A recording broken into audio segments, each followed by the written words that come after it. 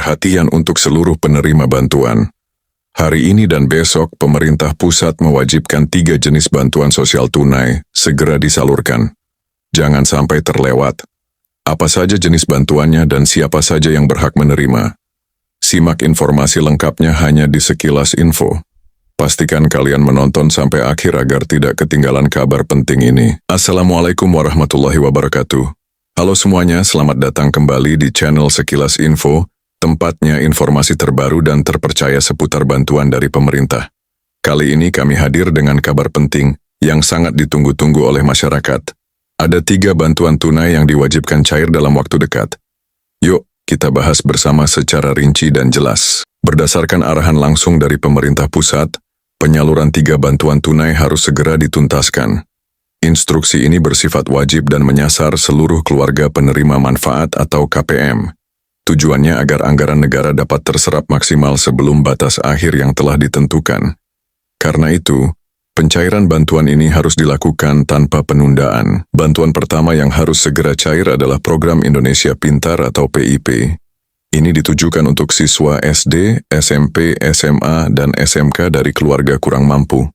Pemerintah memberi batas waktu hingga besok pukul 17 WIB untuk proses pencairannya. Jika tidak ditransaksikan hingga batas waktu, maka dana tersebut bisa dikembalikan ke kas negara dan tidak bisa dicairkan lagi. Bagi penerima PIP, segera cek saldo di laman resmi pip.kemdikbud.go.id atau melalui buku tabungan dan kartu ATM KIP. Biasanya dana bisa ditarik langsung melalui bank penyalur seperti BRI untuk SD dan SMP, serta BNI untuk jenjang SMA dan SMK. Jangan sampai lupa atau menunda karena ini adalah kesempatan yang tidak bisa diulang. Selanjutnya adalah bantuan BLT Dana Desa. Banyak wilayah yang masih belum sepenuhnya menyalurkan bantuan ini. Bagi penerima, besarannya bisa mencapai 900 WD untuk 3 bulan, bahkan ada yang menerima hingga 1,8 juta jika 6 bulan sekaligus. Penyaluran ini juga harus selesai dalam 2 hari terakhir agar tidak hangus. Jika Anda telah mendapat undangan dari pihak desa atau kantor kelurahan, segera datang sesuai jadwal. Jangan menunggu esok hari tanpa kepastian.